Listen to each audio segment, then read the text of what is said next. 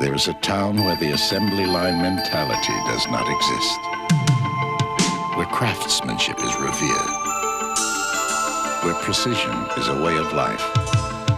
A town where the largest occupation is that of car maker. The town is Kalmar, Sweden, the only place in the world where this car could be built. The new Volvo 760. Hi, I'm Jimmy Connors. This is the second in a 2-volume set of videos called Jimmy Connors Tennis. The first volume concentrates on winning fundamentals. But in this tape, Match Strategy, I'm going to tell you how to put these skills into winning matches.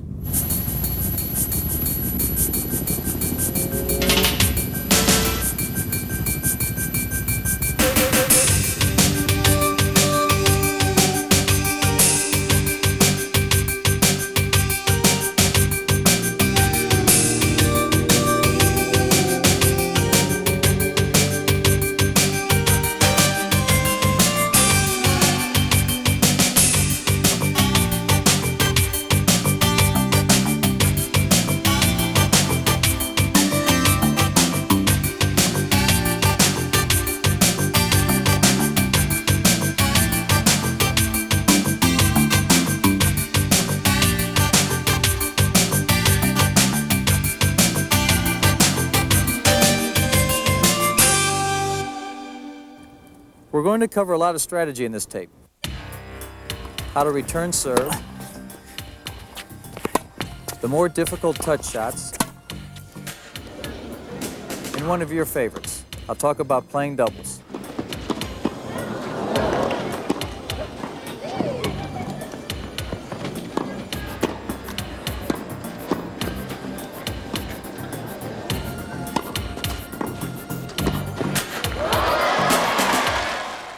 As you know, I'm left-handed.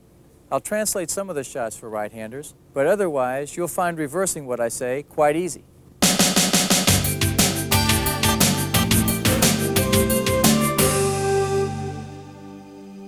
It's very easy to step up to a line and have the balls in your hand and think about what you're going to do. Then it's just a matter of choosing which serve you're going to throw in at the time.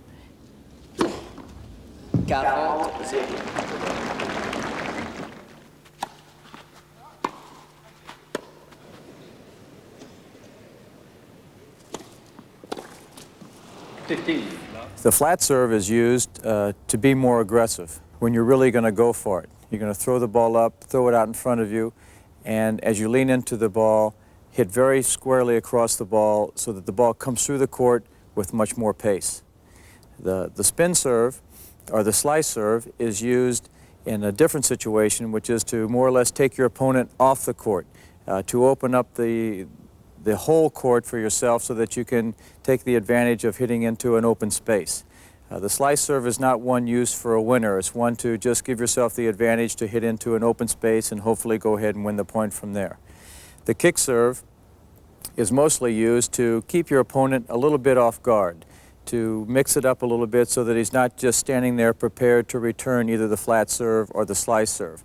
The kick serve bounces up, it's a little bit higher, maybe a little bit difficult for a lot of players to control, and one that should be used more or less at the right time.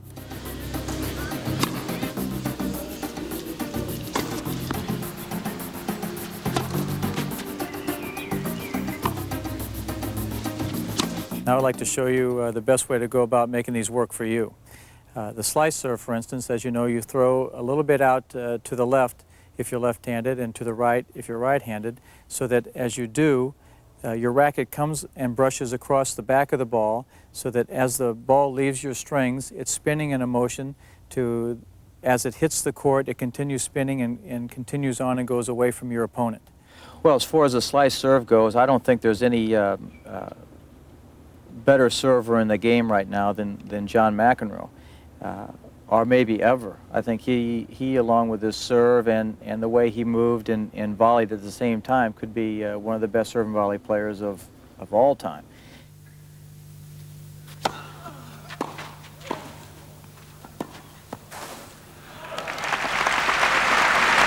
As compared to the flat serve, that as you toss the ball up in front of you, the racket comes through and meets the ball almost head on. So as the ball explodes off your racket, it hits the court and continues to go through with power and speed.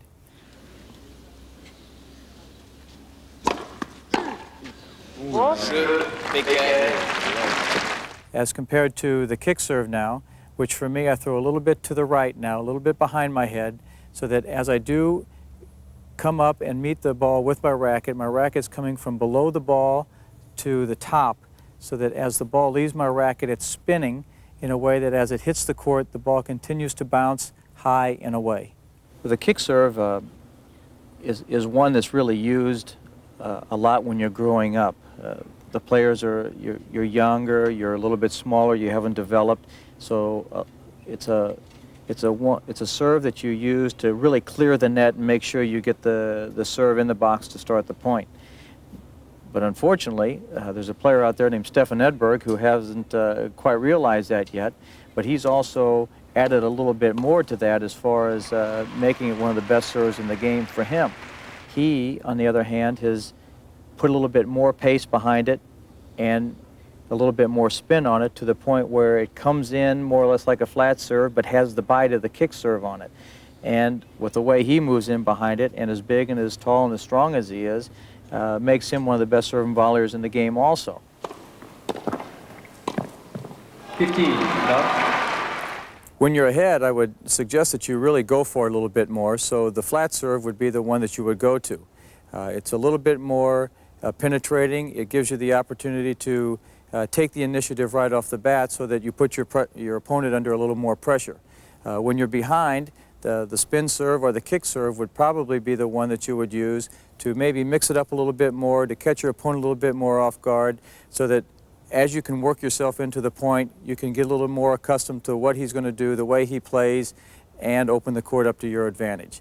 When you're ahead, use the flat serve. When you're behind, throw the ball in so that you can get into the point and hopefully work it from there. Every toss should be the same. That is part of the disguise of where you're going to hit the ball, I would think. Then again, if you can accomplish that and you can get to the point where you feel that you can master the toss, where everyone is the same, then I would like for you to sit here and I'll be out there listening to you.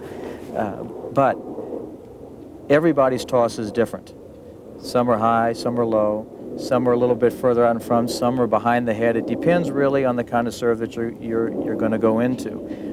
There's a flat serve, for instance, where the ball should be out in front of you to where you're really leaning in. Then there's the kick serve where the ball is a little bit, for me, since I'm left-handed, the ball would go to the right of my head so that the racket comes across the ball to where I get the maximum amount of bounce. Then there's a slice serve for me, being left-handed again. I throw the ball a little bit further out to the left of my body so that my racket comes around the ball and is slicing the ball so that when it hits, it continues traveling away from the opponent.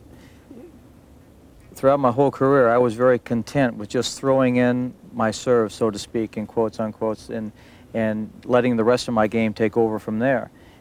5 years ago, I thought it better to change that to a point of trying to get a few free points here and there to where maybe I'd serve an ace or an unreturnable, or they'd give a weak return and I'd be able to take full advantage of it from the beginning. And I did that by one simple little plan, and that was just as I tossed the ball, I made sure the ball was out in front of me a little bit more so that I could lean in and get my full body weight behind my serve so that I felt I was getting some pace on it. It shouldn't have been that major, but for me, I tossed the ball to behind my head, which would have been to the right of my head throughout my whole career, and was content about going for the maximum percentage of first serves and serving 85% first serves in. But I felt at this time or at this part of my career that I needed a few free points here, one there, and I took advantage of it, and that year I happened to win Wimbledon, and that was pretty exciting. Now, you think the game's going to serving and volleying more or less. The game has gone through a period of change from grass to clay and now to hard courts and slower indoor courts, so the amount of serves that you have, the kick serve like Edberg, the slice serve like McEnroe, are ones that are very useful on all surfaces, which I think now is very important since the game is going back to an all-around, all-court game. When you make it to the French and you're playing on the red clay courts, it's a little bit slower. So it's important for you to be able to mix up your serves. The flat serve is not going to be as penetrating as you would like it to be because the court is a little bit slower and the ball bounces a little bit higher. Use your kick serve and your spin serve to mix it up to keep your opponent off guard. Then after you play the French and you make your way to the lawns of the All England Club for Wimbledon, I think it's much more worth your while to use the flat serve and the slice serve. The grass makes the ball stay lower. It takes the spin a little bit more so that it does move away from your opponent, and it gives you an opportunity to use the open space to your advantage. On the hard courts of the U.S. Open and also indoors, I suggest that you just go ahead and mix up your serves to the point where you feel comfortable. The hard court is not as slow as the clay, it's not as fast and as low a bounce as the grass courts, so it gives you an opportunity to use all your serves really at any time to the point where you feel that you're most comfortable and to your advantage. Choosing a serve is very spontaneous. You step up there, you look over the situation, and you do what feels best for you inside. Yeah. Or you don't want to get into a pattern to where your opponent knows you're going to serve a flat serve all the time, or a slice serve, or a spin serve all the time. So you mix it up a little bit. Now it's just a matter of you making the right choice and hoping it works.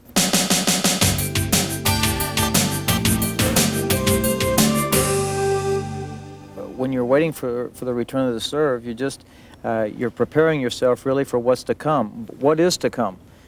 I don't have the balls in my hand. I'm facing against someone who is one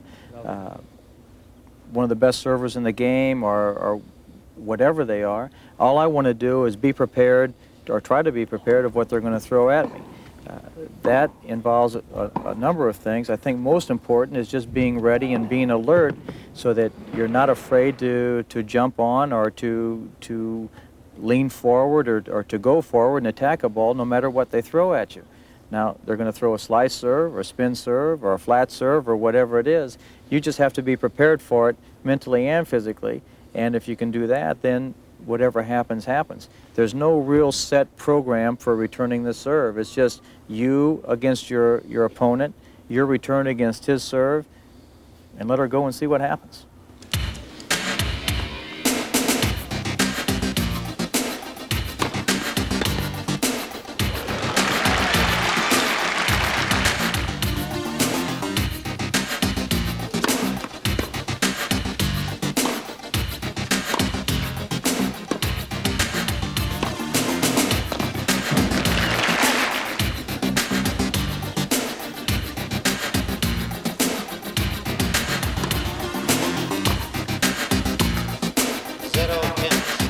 As far as standing and waiting for the return of serve, I've always stood close to or right on the line, on the baseline, which in one way is good because I'm able to take the ball as soon as the ball hits, which means takes the ball on the rise.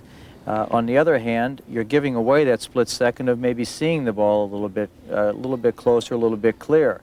So if you want to step back a little bit, I'm not going to disagree with that. It gives you a little bit more of a chance to pick up the ball, see the ball, and get your racket back in time to make, hopefully, good, solid contact. Reading a toss gives you an idea of what you're going to face. That's one thing that I've relied on a little bit over the course of my time, is trying to pick out where my opponent is tossing the ball to maybe give away one inch or one split second of if he's going to serve a flat serve or a spin serve or whatever. If you can find that, or you're lucky enough to be able to pick that out, then you have to consider yourself very lucky. That's going to give you a little bit of an edge.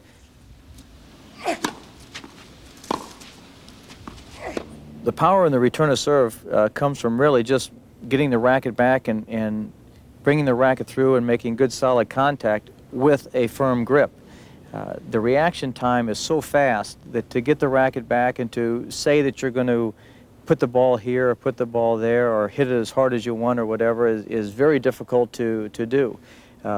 You're in reaction time, so your basics have to come through for you here. The getting the racket back, holding a good, firm, solid grip, and making good solid contact with the ball, hopefully out in front of your body, is important. You have to do what it takes within yourself, and knowing that you have the good solid basic foundation, but also working within yourself to do what it takes to be able to change a little here, change a little there to make things work while you're playing.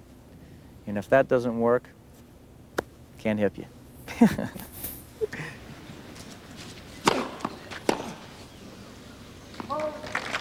When you're facing against a player who is hot and serving well, and it's very important to keep a good positive mental attitude, you have to feel that no matter what they're doing, they have to keep it up for X amount of time. What is that X amount of time? It's at least 2 sets. The longer you keep them out there, the better off you are, to the point of maybe they'll cool off a little bit. Maybe they'll miss a first serve here. Maybe they'll miss a shot there that gives you an opportunity an opportunity to get in there and make you feel like you're able to accomplish something. When you're facing someone who is just blitzing you off the court, serving aces and unreturnables, it's important to, number one, stay in there, don't get discouraged. I know that's tough to do. I've hung my head once or twice myself, but if you can keep your head up, keep what you have in mind on your mind. Don't ever lose track of what you're doing. Make sure that you're looking at the ball, trying to see the ball as clearly as you can, hold a good solid grip, and above all, attack. I've enjoyed the return of serve. I've enjoyed having that be one of the best parts of my game.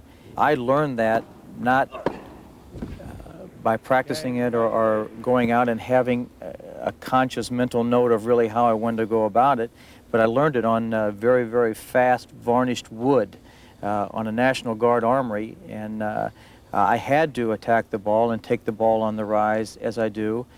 If not, the ball would have slid away from me on this very fast wood. So I learned from a very, very young age to attack the serve and to catch the ball on the rise, and it stuck with me throughout my whole career. I'm happy that it did. I've enjoyed returning the ball like this. It's a little bit more work. It does take a little practice as time goes on, as far as continuing to do so and not letting the slower courts take your attacking attitude away. But as far as it goes, if you can do that and you can hold a firm grip and not be afraid of what you're facing out there, then I strongly recommend it.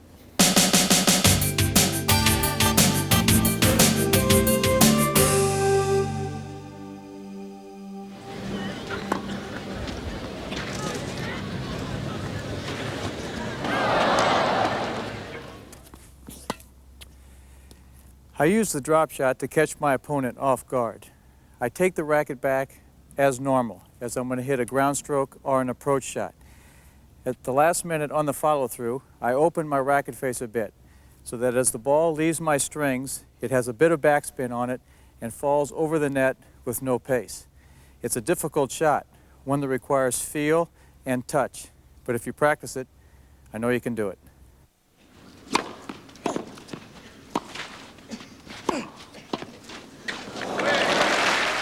Well, there's a number of variations of the volley. Number one is the drop volley, which is a very, very delicate shot that is used only occasionally, I'm sure. It could be used as the final shot of the point. Depends on where your opponent is. It also should be used to catch him off guard a little bit if he's expecting something different. If you're at the net, he's going to expect the ball to come along towards the baseline, and if you can use a drop volley to catch him off guard, catch him on the run a little bit, and catch him out of position, you're lucky. Then on the other hand, if the drop volley is not perfect and it gives your opponent time to get to the ball, once he's there, I think he can do most anything he wants with it, and then you're on the defensive. So what I suggest is to grab onto the racket, but don't squeeze it too tight, so that you have the opportunity to catch the ball out in front of you without losing control of the racket, so the ball falls gently over the net.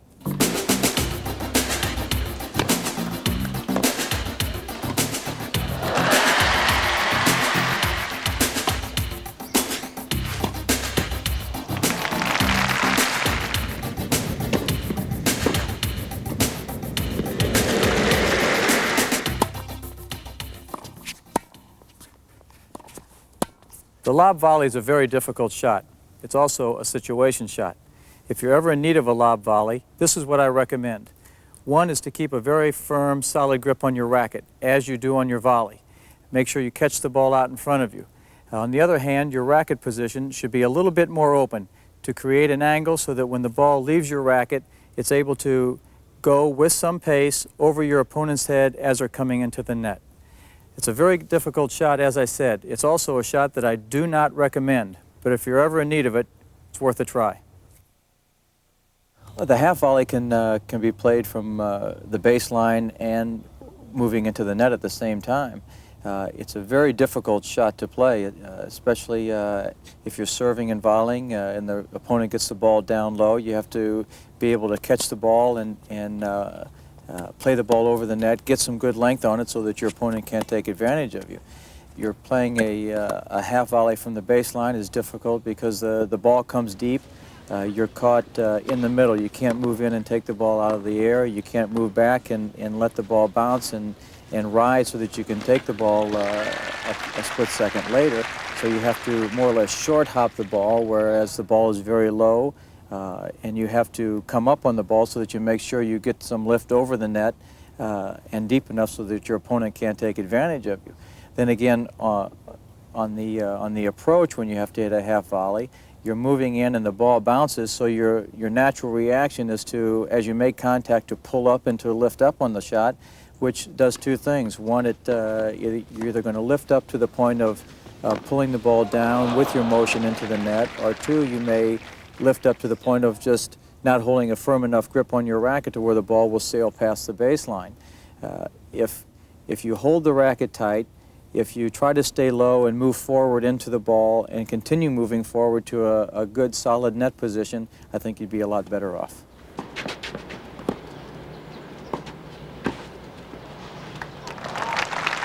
One of the finest touch players and shot makers that I've ever seen and ever played against was Ilie Nastase. He had more shots and more ability really than anybody that I have ever seen play the game. Any shot that you can think of, I think he had the ability to play, and I'm sure in some time or some match in his lifetime he used them all. To watch him play was a thrill, and to watch the way he executed his shots, from drop volleys to lob volleys to drop shots to anything that you can think of, was a lot of fun for me, and I enjoyed watching him play.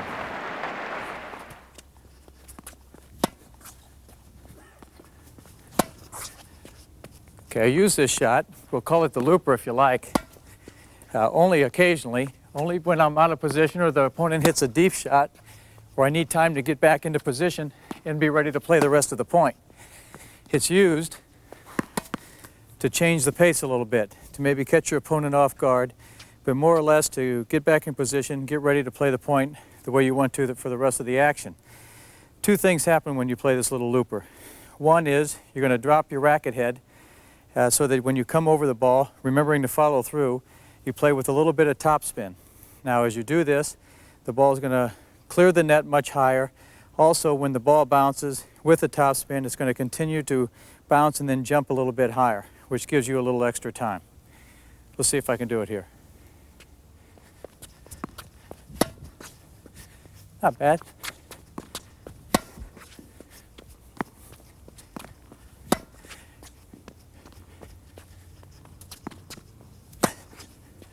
Remember to follow through on this shot. If not, you're going to lift the ball a little bit too much and come over the ball too much to where the ball falls too short in the court, which will give your opponent the advantage to come in and take over the initiative.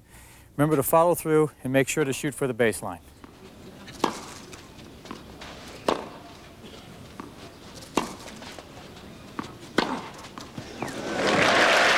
There's another shot that I've used quite a bit, and that's coming across the ball. Now that's more or less an outside-in shot, but it's just more or less coming through and brushing across the outside of the ball, making the ball spin off my racket and stay low and bounce away from my opponent. Now this is a difficult shot at times and only used really when I'm out of position and the ball is very low coming to me, but it's one that's worked for me in the past. You might try it.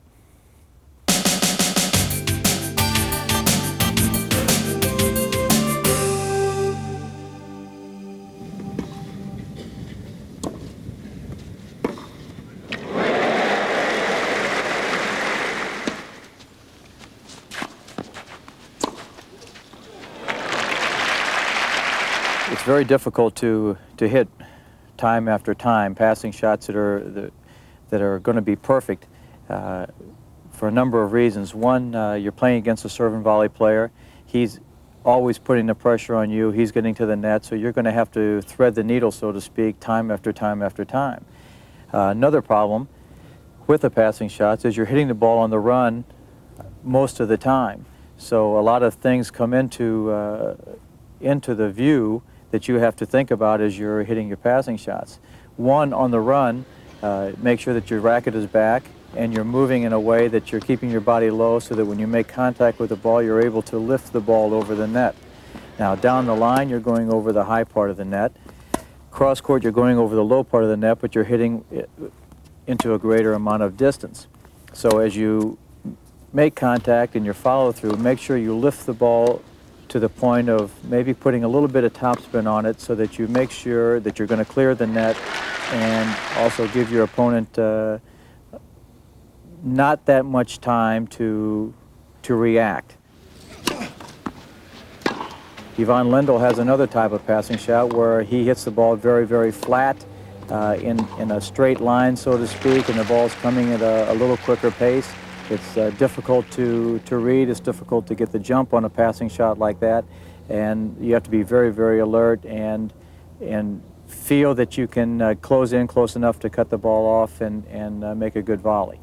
On the other hand, myself, I hit passing shots in a different way. I hit with on the run. I hit with a little bit of topspin sometimes, only for control, not in the dipping motion, and I don't hit them as flat maybe as a Lendl does, but to the point where I have the pace and the accuracy necessary to hopefully get the ball by you.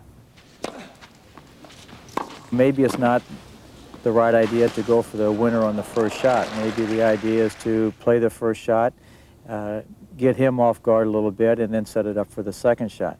Passing shots are very difficult. You're under pressure. You have to think of a lot of things in a hurry, and you have to execute them to perfection to get by with hitting a winning passing shot. The women with the ground strokes are the ones that are going to pass the best. I should say Steffi Graf in the past year or so that she's been playing very good tennis has come up with some of the most exciting passing shots. Martina Navratilova, with her athletic ability and the way she plays and the way she's improved her ground strokes over the past couple of years has made a believer out of a lot of the women players and the fans in general that her ground strokes and her passing shots are tops in the game also.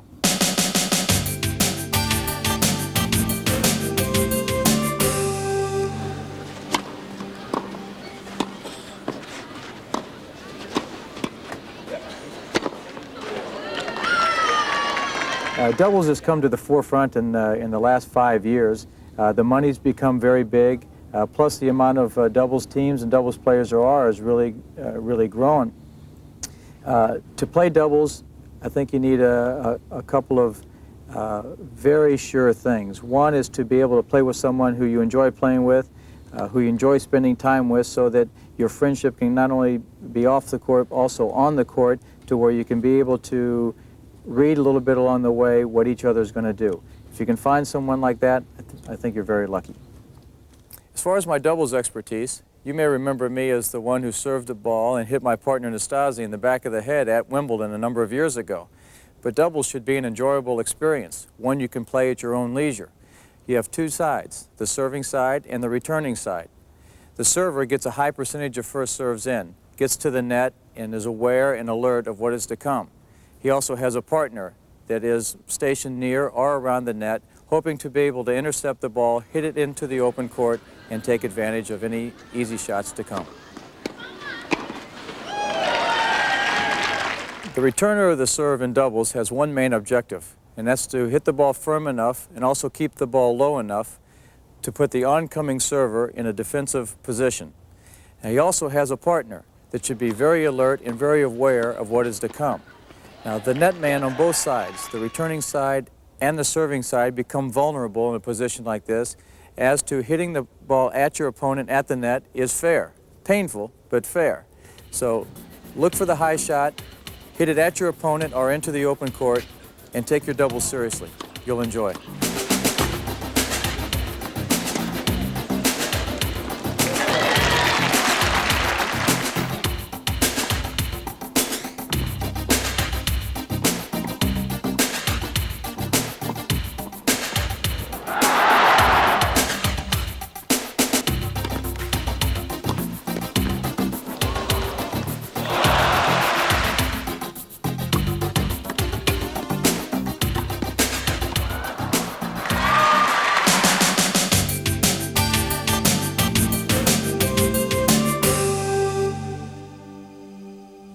It's important to warm up and loosen up your muscles at any time, but this morning it's a little bit on the cooler side, so it might be worth your while to take that little bit of extra time and go a little bit further to make sure that you don't get injured. A little bit of extra stretching and a little bit of extra movement before you go into your heavier exercise could be worth your while. I've always been one over the course of my career to walk out onto the court and hit for 5 minutes and say serve them up and get right into the practice, whether you're playing sets or whatever. I've learned now that being able to go out and to stretch and to loosen up to the point of getting warm and working your muscles and not going into a practice or a match cold is very, very important. I think, unfortunately, I might have learned that a little bit too late. I just learned that in the last couple of years, and where stretching and aerobics and Nautilus have just become really big time and very important. But I think for anyone to go out and to warm up and to loosen up and to feel that they're ready and before they go into the tennis is something that everyone should do. They should take their time, know what's right for you, know the amount of time that it takes for you to loosen up and to warm up and to know your body well, and then go out and play your tennis, whether it's a match or it's practice, but then I think you'll get the full advantage out of your whole workout. Well, I've never really been one to work with weights. I've always felt that what I got out of my workouts, my on-court workouts and my off-court, was good enough. I also felt that lifting the weights and building the muscle was bad for my tennis and bad for my type of game. That the longer the muscles and the more elastic my muscles would be, the better off I would be as far as playing my tennis. So I stuck more to, or I still do, more to maybe jumping some rope, being able to lift my feet, make sure that my legs are in good shape and my feet are moving all the time. Some jogging that is good for building your stamina. Wind sprints they're really the important part of my type of game. Probably the maximum amount I run is 20 yards at the maximum. So that is the quick start and stop motion is very important to me. Also maybe riding a stationary bike to the point of working your legs, also working your heart and your cardiovascular to build up your stamina in a way is good.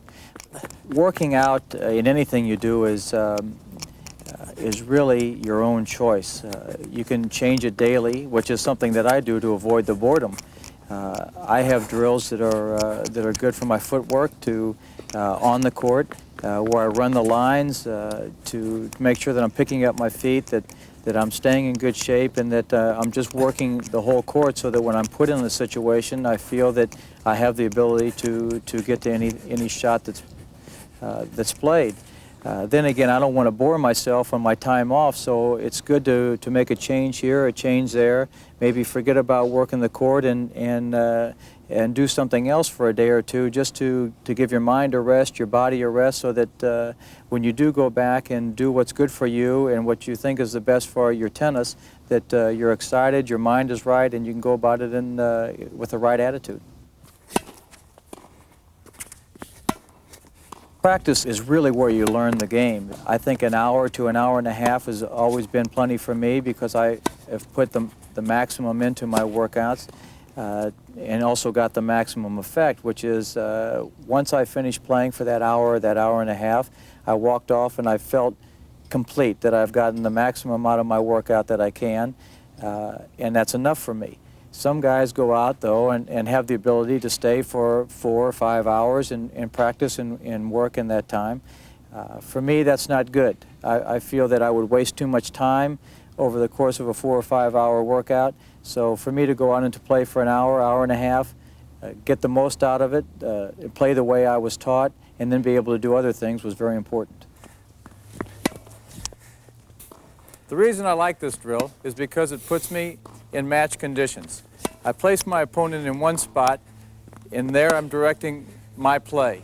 I'm the one doing all the running. I'm getting the maximum amount of exercise, and also hitting the maximum amount of shots. I can also move my partner up to the net, which gives me the opportunity to get the maximum again, exercise and shots, but also having the opportunity to hit and practice my passing shots. This, for me, is one of the best drills. You try it, you'll like it also. If I have a week off in the middle of the year or whatever, I'll go out and spend 30 minutes on the backboard each day, making sure that I do have the good, solid, basic ground strokes and everything that I need to have. That is where you learn how to play the game, I think, is taking it back and stroking the ball. You know, you're never going to beat a wall. The wall is going to give every ball back to you, so that you have to do it. Now it's just a matter if you do it right. If you have the basics down solid enough to that it's just a reaction. Take the racket back and swing nice and easy and fluid time after time after time. So if you have a wall or a backboard, that's all you need. It's better to practice a little bit extra on your weaknesses and work a little bit on your strengths, so that hopefully things meet in the middle to where your game is solid all the way around.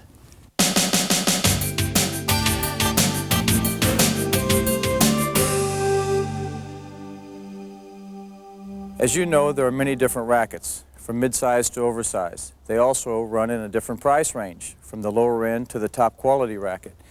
For those who are beginning, it might be better to use the oversized racket. You may find it easier to start and to play with. As you progress, stay with what you enjoy playing with, either the oversized or drop down to a mid-size where you feel you have better control. It's your choice. You can do it. I'd probably use the smallest racket on the market throughout my whole career. It was a metal racket that today, in comparison, looks like a little squash racket. I used it because I started using it because I liked the looks of the racket about, I hate to say, 19 or 20 years ago. And I continued to use it because the racket seemed to fit my style. It seemed to fit the way I played, and it gave me the maximum amount of speed and usage of a racket that I could find. The unfortunate thing on one side is that they quit making that racket. The fortunate thing on the other side is I got a little bit older, and I wised up to the point of going to a mid-size racket, a pro ceramic racket that has helped my game even more so. And now let me explain that. The mid-size racket is a bigger face racket. It gives you a bigger area for striking the ball, also a larger sweet spot, which means that I have a larger area inside the string frame of my racket to where I feel I can strike the ball and get the maximum response. Keeping your racket in good condition is as important as yourself being in good shape and good condition. Your strings, for instance, from myself, I string my racket at anywhere from 56 to 62, 63 pounds with guts. So for me, I change my strings about every 2 matches or so that I can continue to have the liveliness and the zest that the strings supply to the way I hit the ball. Now, for you out there, I don't think that's quite as important. I think that you can use your racket and your strings to the point of not letting them just wear out and wear thin, but to the point of whatever feels comfortable for you. Now, that could be 2 weeks, it could be 5 days. It depends on the amount that you play, how hard you play, how many balls you hit each day, and what response you want from your strings. So that is important for you to know and for you to find out for yourself. Also, a lot depends on the surface that you're playing on. If you're playing on clay courts, the courts are a little bit slower. The balls become a little bit heavier due to the particles that are picked up. If it's rain, the balls become even more heavier. So you have to string, as far as I go, string my racket a little bit on the looser side so that you have a little bit more play in your strings so that the ball can carry a little bit further for you. On hard courts and indoors, I go up a little bit more on my tension, so I would probably string them on clay at 56, 57 pounds. Indoors, I would probably go to 60 pounds because the ball would come through a little bit faster on the indoor surface. It stays a little bit lower, so I need a little bit more resilience against the ball so that when the ball comes off, I get a little firmer play and lets the pace of the ball hit my strings and play it from there. Now on grass is a different story. you're not hitting that many shots. You're returning the ball, and the points go a lot quicker on the grass, so I can afford to take my tension up even higher. So I would probably string my rackets at 62, 63 pounds, and not worry about if the strings break or not, having 4 or 5 extra rackets along the way. What I need on the grass is I need to know that once I make contact with the ball, that the ball is going to zip off my strings and get the full amount of pace possible due to the fact that I am expecting bad bounces. The ball stays very, very low, and I need to know that once I do make contact with the ball that I'm going to get the maximum amount of zip off my racket at all times. Actually, the strokes that I've had throughout my whole career and from when I first started blended in very well with the racket that I use now. Because of the bigger racket, I got by with a little bit more. I didn't have to hit the ball so perfect in the center of the racket like I used to. I also, if I was a half a step late or a step late, the larger face racket let me get by with even more. I didn't have, because of not hitting it so perfect, I could just hold a tight grip and let the racket do a little bit more work for me along the way. So I think all in all, the going to the mid-size racket has been the best thing for my game, to the point where I feel that it's going to add longevity to my game and to my years of playing.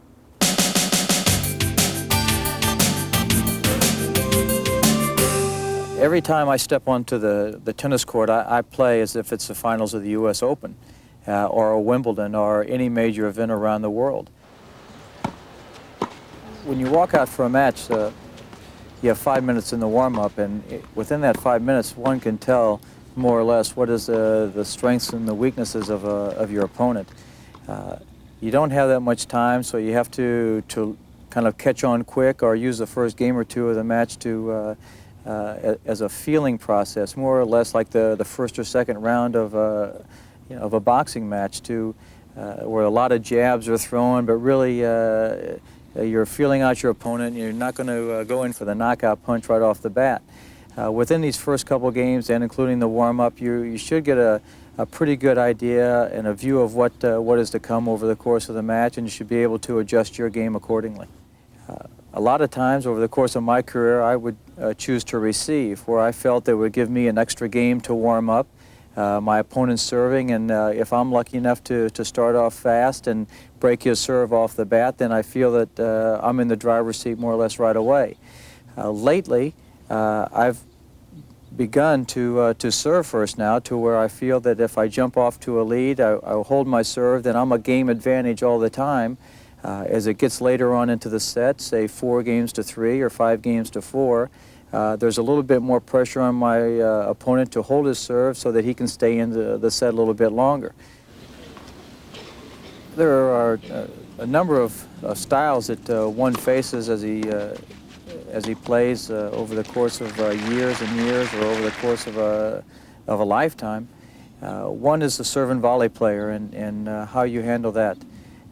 For me, I enjoy playing against that style of player. It pits his strength, his serve and his volley, against my strength, I would think, is my return to serve. So the contrast in styles is very interesting. On the other hand, you may run into a baseliner who is content to stay on the baseline, run down every ball, just keep you out there for hours and hours, and hope to wear you down. On that hand, you must think of a new plan, a new route to take as far as to disrupt his rhythm. Is that to bring him into the net, to hit him some short balls, bring him into the net where maybe he doesn't feel comfortable? Or is it to be a little bit more aggressive yourself and to hit the ball maybe with a little bit more pace and work it around so that you end up at the net taking the advantage that way? A lot depends on the situation. A lot depends on the feel, the feel that you have for your game, plus the feel that you have for your opponent's game.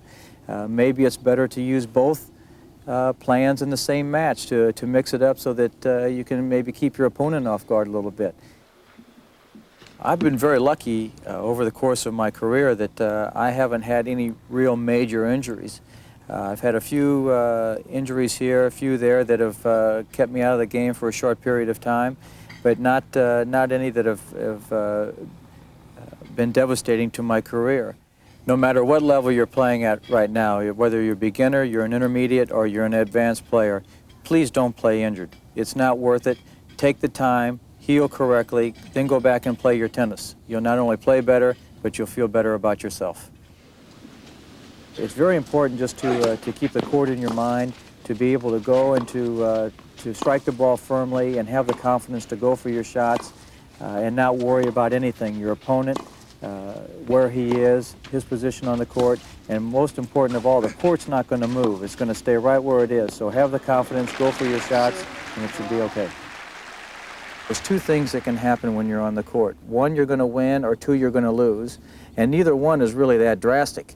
So the only problem is when you lose, you have to go and regroup a little bit to come back for your next match and be able to have the confidence in your game to bring it out again and to force the action and get in that same position again. The more you're in a position to win, the more and the easier it's going to be for you to close out those matches. Don't be afraid to go for your shots. Have confidence in yourself and your game, and play it.